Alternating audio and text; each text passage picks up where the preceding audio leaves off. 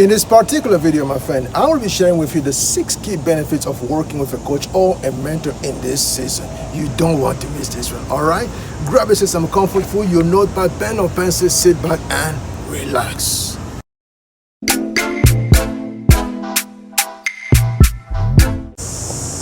Dimitri here. Let's get right into it. First of all, let me just tell you about the principle. As far as principle is concerned, it is the main idea that you have to keep in mind. The main role of a coach or a mentor is to simply help you convert the vision that you have in your head, convert this image that you have in your head into actionable steps. And that's the most basic way to actually explain that. To convert whatever vision you see in your head, to convert whatever images you see in your head, to convert them into actionable steps. So to break it down simply says, the role of a coach or a mentor is to simply look at the vision that you have in your head, that imperfect vision that you have in your head, and help you convert it or translate it into a sound or a music that's going to give you the momentum to start moving and to keep moving until you become basically the perfect masterpiece you were so designed to be. You can have a vision. You can have a goal, you can have objective to actually achieve as far as your life is concerned, but not know exactly how you're going to make it happen. But once you start working with a coach, the coach is going to work alongside with you to help you translate or convert this image that you're seeing into your head into things that you can actually turn into music that will give you, first of all, the ability to move. And as you start moving, you'll get the momentum to keep going, and until basically the momentum is going to translate into an established success as far as your brand is concerned. And that's the key principle to understand as far as working with a coach or mentor is concerned. And I will give you just 2 examples. I will start with the first example with this young man by the name of Leonardo da Vinci, born in 1452. I've been talking about this gentleman for so long, but I'm just using one particular key as far as his life is concerned to demonstrate why this principle is so important when it comes to working with a coach or working with a mentor. In 1452, when this young man was actually born, and of course I told the story numerous times, because of the background of his mother, because his mother was not quote-unquote someone coming from a very good family. She was basically number one, a peasant, and because she didn't have anyone to speak over her in terms of family origins, she could not actually then give birth to someone who was going to walk in the footsteps of his father and to go on to become a notary. So that was the key thing to understand. So because of this blurred vision as far as the origin of his life is concerned, his father and his grandfather simply said to himself, this young man is never going to become a notary. So what we have to do is we have to simply find a way to look at what this young man is going to come with a vision and see how we can actually take him to someone. We can help him mold his vision and turn it to some kind of livelihood. So observing that child, they say that he cannot go on to actually great university because we can't put him in university because he cannot become a notary. So let's just see how we can see what is going to come with in terms of vision when it comes to working for sign. So eventually, one day, in this blurred vision, Da Vinci said to himself, my father is a notary, so he has access to a stack of paper in his office all the time. So one day, I have to go into this office and borrow a few sheets of paper and borrow some pencils, and I'm going to take this sheet of paper and this pencil and run into the mountain to see how I can basically translate the vision I have in my head to put that on paper and start drawing this beautiful mountain I'm seeing out there as far as the landscape is concerned. So he did it on a few occasions. Of course, his father realizing that I'm losing some paper. Where is it going? And my pen is always missing. So he started looking around. Eventually realized that his son Da Vinci was actually going into the wilderness to paint, to draw some beautiful paintings as far as nature is concerned.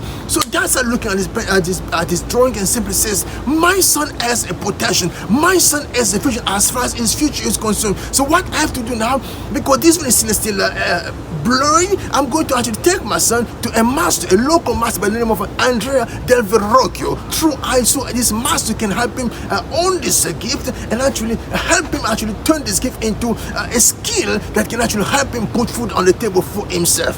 So they take the young man, they go to Master Andrea del Verrocchio. Master Andrea del Verrocchio look at the drawing and simply says, yes, this young man has potential. I can work with him, turn this vision, convert this vision and turn it into music in his ears and the ears of the people that are going to be actually coming across this vision and want to spend money on this gentleman to actually put commission on the table for him so he can actually go on to draw things for them, for his patrons. And that's exactly what they did.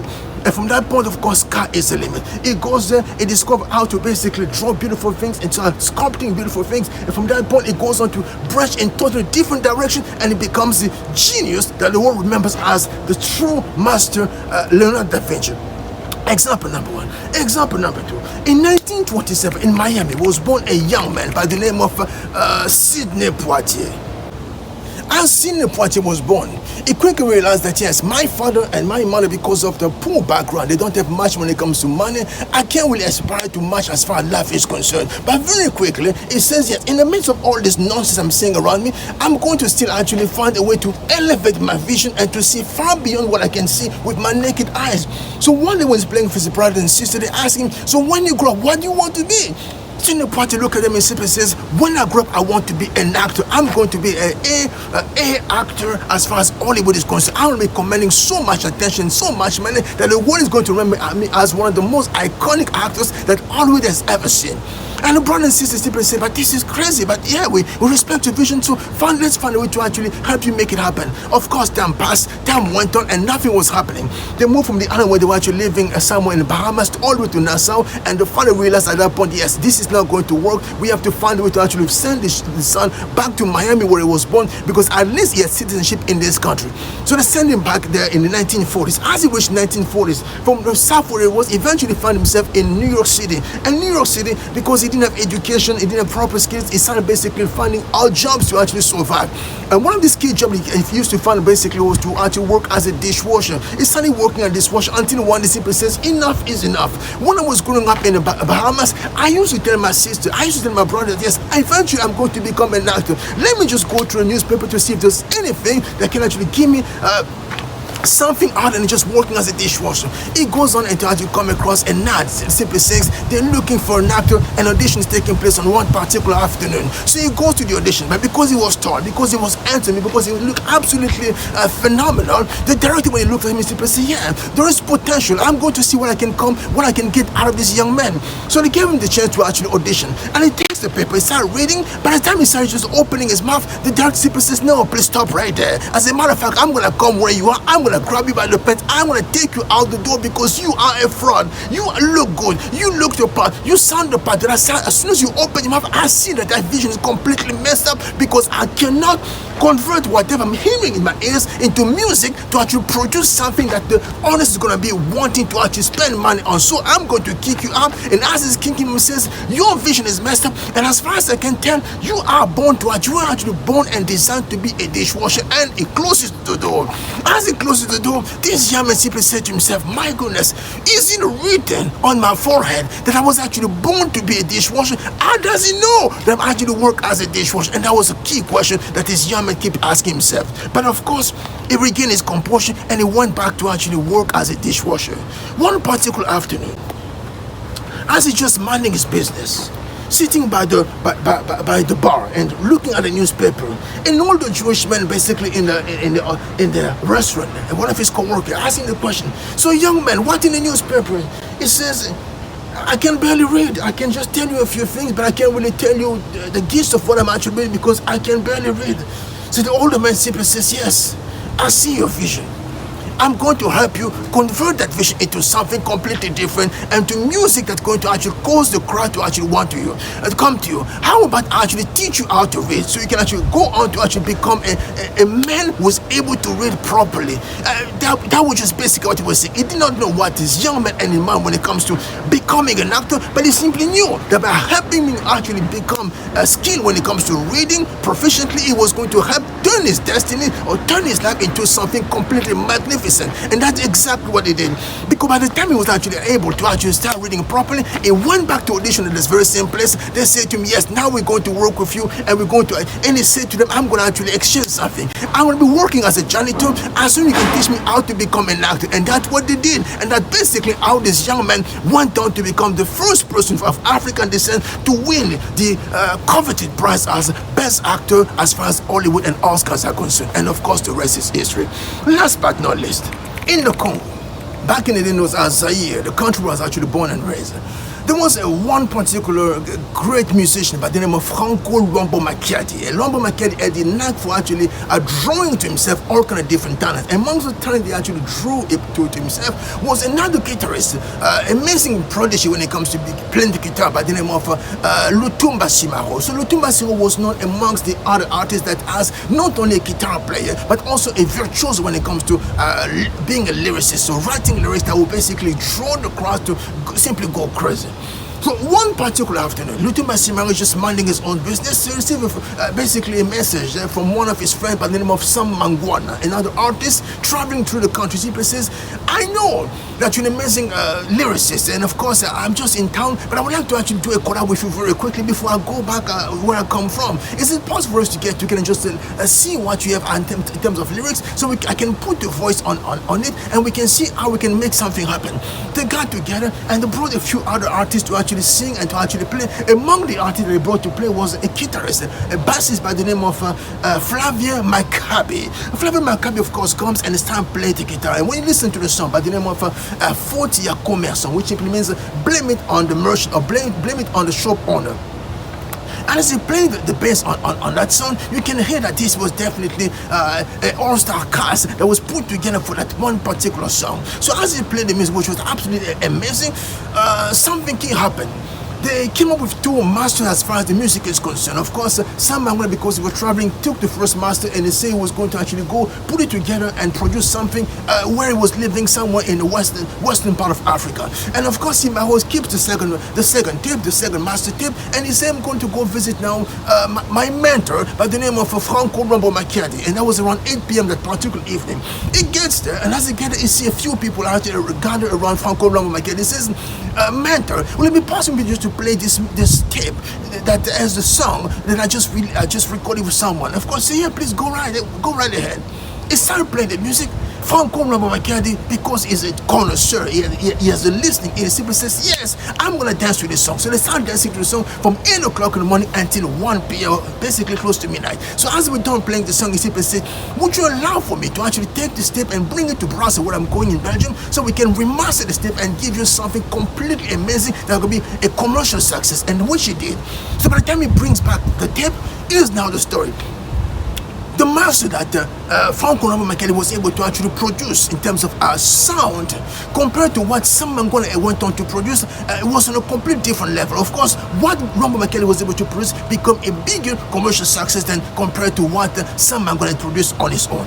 So why am I telling you this story? Because the master's ability, or the mentor's ability to convert whatever vision you have and to convert into something that was going to be commercially viable, a commercial success, is simply the role of a coach. To listen to your vision, to listen to the images you can see in your head and help you convert them, turn them into music that going to, number one, get you to start moving, and number two, give you the momentum to keep going even when you don't feel like it, and eventually become the masterpiece you were so designed to be. Now, the 6 key benefits of working with a coach, and I'm going to stop right there. The first key benefits of course are the DMN, so basically the default mode network that a coach is supposed to help you actually reach when it comes to a sense of balance or equilibrium as far as your brain is concerned. A sense of just again a place of zen, being calm, so you can actually see life and from a different perspective and let your brain take over. These are the first 2 benefits. You can D for default, M for mode, N for network. Default mode network, and I've discussed it in the previous videos. If you don't actually remember, I'm just going to put a link below this video so you can actually go back to actually watch the DMN video as far as the DMN network is concerned. So that's the first role of a coach, to help you get to the place of DMN. And last 3 benefit of working with coach is what simply I call TNT. TNT for what is simply to help you translate the noise you actually hear, you now actually start to hear in your head into a tune. So TNT, to translate the noise into a tune, and to basically give you the explosion that you so deserve as far as your life is concerned. Because if a vision is at first just a bunch of images you sing in your head, eventually this image will turn to a noise. This noise will not make much sense. That's where you're going to start going in different directions, looking for it to actually make something happen, but that's just still noise. In order for that noise to become music, you will not to actually turn out into someone who has the experience, the skills, and the ability to turn basically this noise now into a tune that's gonna cause you now to start moving. Number one, and number two, to give you the momentum to keep going, even when you don't feel like getting up and to do anything as far as your life is concerned. And ultimately, turn your life into a masterpiece it was so designed to be. In the case of Leonardo da Vinci, you can tell that yes, the impact of working with Andrea del Verrocchio was so tremendous to the point where it turned this young man that was simply meant to be a nobody into a great artist that went on to also become a genius in different fields. In the case of this young man by the name of Sidney Poitier, you can tell the impact of this Jewish man that helped him actually learn how to read and to write properly. It turned him into a man that was confident and to had the basic skills to go on to actually apply for a job as an actor and get his foot into the door, and eventually to go on to become the first actor of African descent to be upon which to be bestowed the amazing award or Oscar known as for best actor category. And last but not least, in the case of Lutumba Simaro, you can tell that song, Fortia Ya Commerçant, is definitely a song that's simply a reminder for all of us that yes, whatever noise you're going to come up with, it's going to be basically a great start, a great genesis. But in order for that noise to be turned into a tune, you may need to actually sit down with a coach, to sit down with a mentor that's going to help you translate whatever vision that you have in your head into music or into a tune that's going to give you a chance to start moving, to create a momentum to keep moving, and eventually to build the masterpiece that you so deserve. Alright, so again, 6 key benefits that you may need to consider when it comes to working with a coach in this particular season. I'm going to stop you right now, but before I go forward, 5 key things I'm going to kindly ask you to do. Number 1, please make sure you like this video. Number 2, please make sure you leave a comment in the comment section. Number 3, please make sure you share this video as many people as possible. Number 4, please make sure to subscribe if you've not already done so. And number 5, last but not least, if you are in a position where basically you don't know who you are when it comes to identity, when you don't know basically what your brand is supposed to be, which is basically your personal brand. And last but not least, when you don't know basically how to actually make sense of all the images you see in your head as far as your vision is concerned, and how possibly to translate these images or the notes you're actually hearing all over the place into a tune, my friend, you've come to the right place. Please reach out to me by DM via Instagram, or simply reaching out to me by the contact information that's located in the about section of the YouTube channel. Reach out to me. We're going to see how we're going to work together to help you basically go from actually defining your identity, moving on to actually define a personal brand, and eventually going on to establish to put together a vision that's going to be translated or converted into a music that will simply cause you to start moving and eventually create the momentum you so need as far as your life is concerned. Alright, I'm gonna stop you right now. Thanks again for watching. Looking forward to share more for you in the days to come. Until then, take good care. Remember, you are the best. You are the best. You are perfection made flesh. But now for that perfection being manifested, you simply have to be intentional when it comes to your identity, and more specifically when it comes to your branding, your personal branding, and or eventually how to actually translate this vision in your head into a music that's going to cause you to start moving and keep moving even when you don't feel like it. Alright, love you so much. I'm out.